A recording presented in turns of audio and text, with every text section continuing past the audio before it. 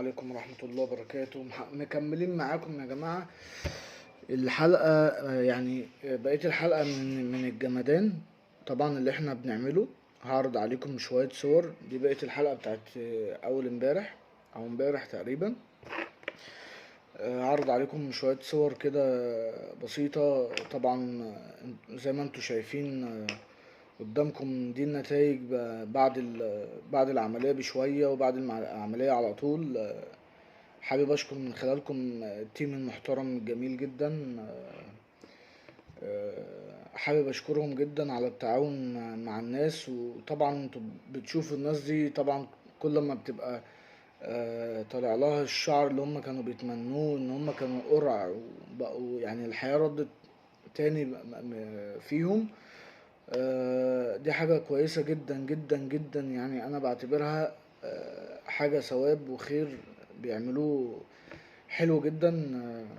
انا بصراحة يعني ممنون ليهم بالشكر.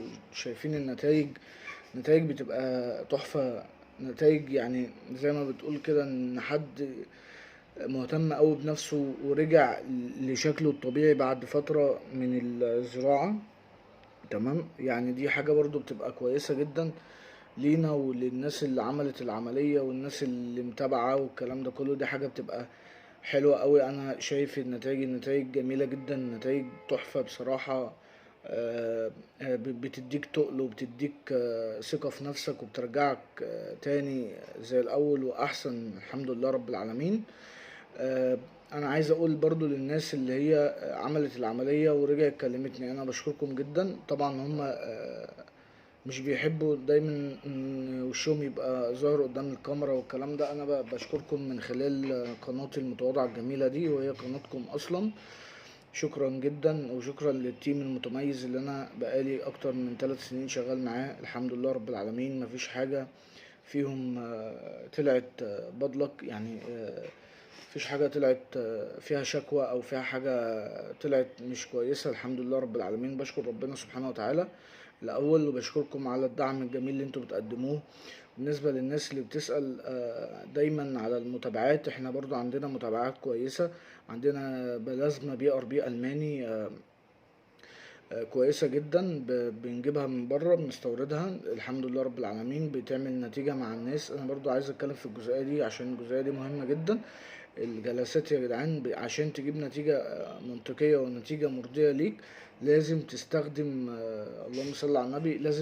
لازم تستخدمها لما يكون في بيبي هير صغير. يعني مثلا انا دلوقتي باخد ايه باللازمة BRB مثلا. بص شايفين البيبي هير الصغير ده.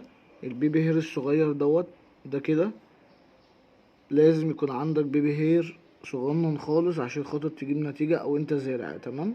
في بيبي هير صغير كده تمام. ده لازم يكون موجود عشان خاطر تجيب معاك نتيجة كويسة ان شاء الله بإذن الله. بإذن الله الايام اللي جاية بإذن الله يبقى في عندنا كورسات بقى مش جلسة منفردة في ده وفي ده اللي انتوا عايزينه.